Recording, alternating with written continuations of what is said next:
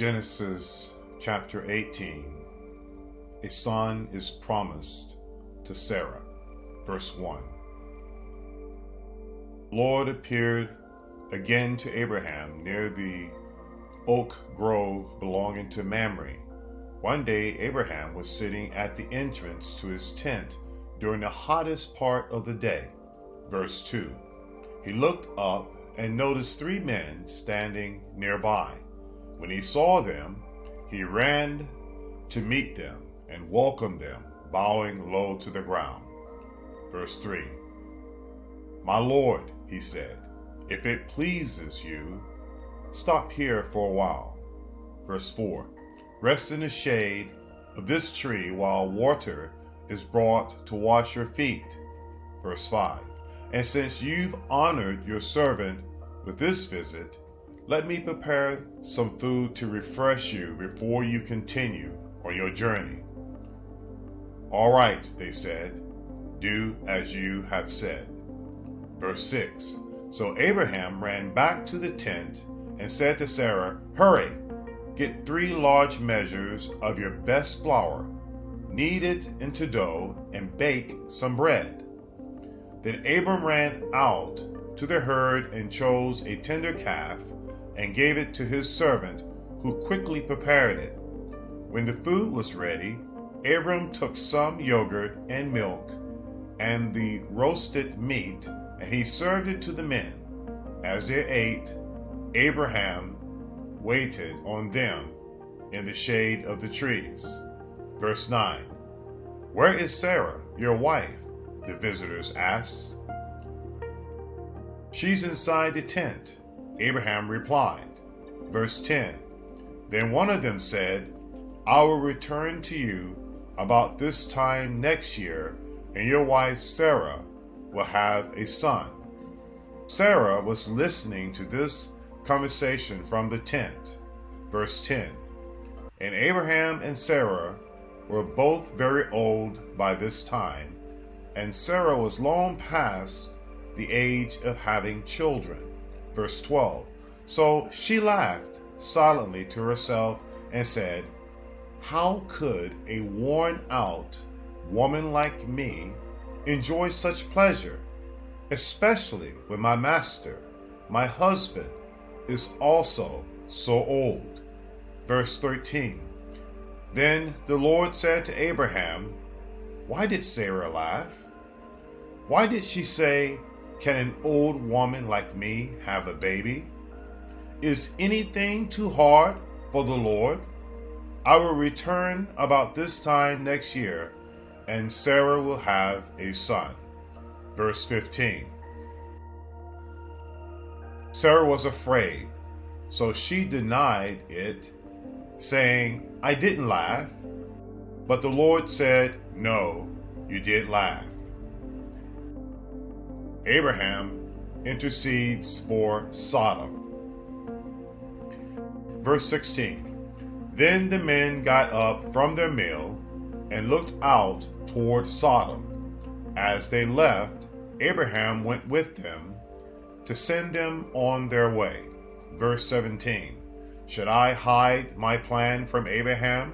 The Lord asked. Verse 18. For Abraham will certainly become a great and mighty nation, and all the nations of the earth will be blessed through him. Verse 19. I have singled him out so that he will direct his sons and their families to keep the way of the Lord by doing what is right and just. Then I will do for Abraham all that I have promised. Verse 20. So the Lord told Abraham, I have heard a great outcry from Sodom and Gomorrah, because their sin is so flagrant. Verse 21. I am going down to see if their actions are as wicked as I have heard. If not, I want to know. Verse 22. The other men turned and headed toward Sodom, but the Lord remained with Abraham. Verse 23. Abraham approached him and said, will you sweep away the righteous and the wicked? Verse 24. Suppose you find 50 righteous people living there in the city. Will you still sweep it away and not spare it for their sakes? Verse 25. Surely you won't do such a thing, destroying the righteous along with the wicked. Why would you be treating the righteous and the wicked exactly the same? Surely you wouldn't do that. Should not the judge of all the earth do what is right? Verse 26. And the Lord replied, if I find 50 righteous people in Sodom, I will spare the entire city for their sake.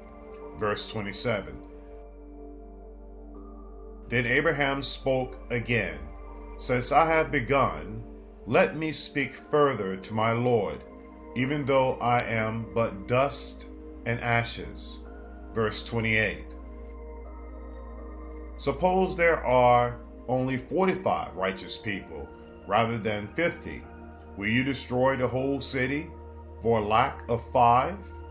And the Lord said, I will not destroy it if I find 45 righteous people there. Verse 29. Then Abraham pressed his request further. Suppose there are only 40. And the Lord replied, I will not destroy it for the sake of 40. Verse 30.